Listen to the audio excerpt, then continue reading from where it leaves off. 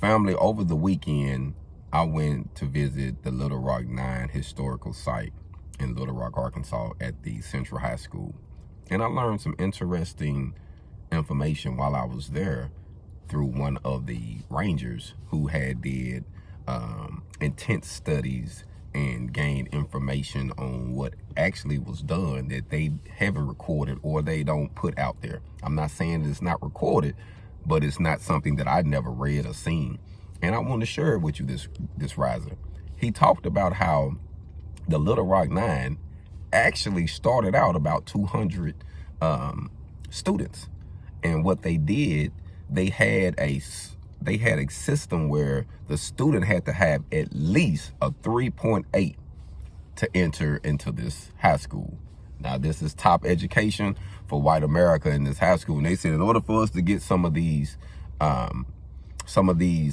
non-citizens, pretty much what they called us, non-citizens, into this school, they got to have a criteria of this, and this. And they made it pretty hard for a person to even get into the school.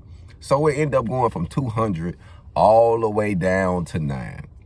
And one of the last stipulations for the 9, after they told them about the education requirements, after they told them about the attendance requirement, if you missed any days from school and you black, you couldn't go there.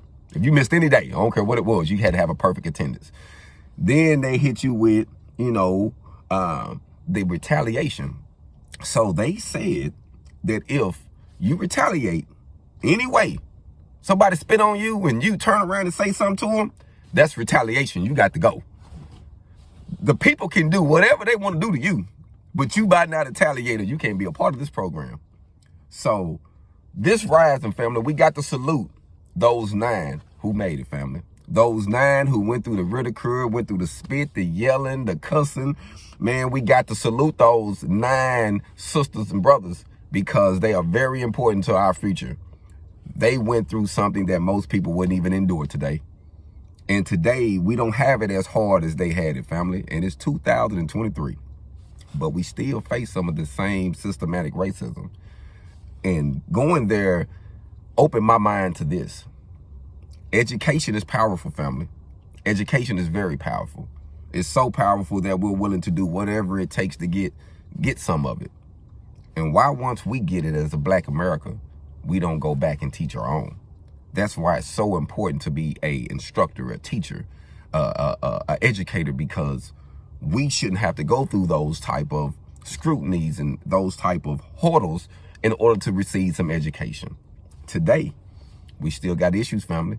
So those who have made it, family, I just want to say those who have made it, those who are living pretty nice, those who got something to give back.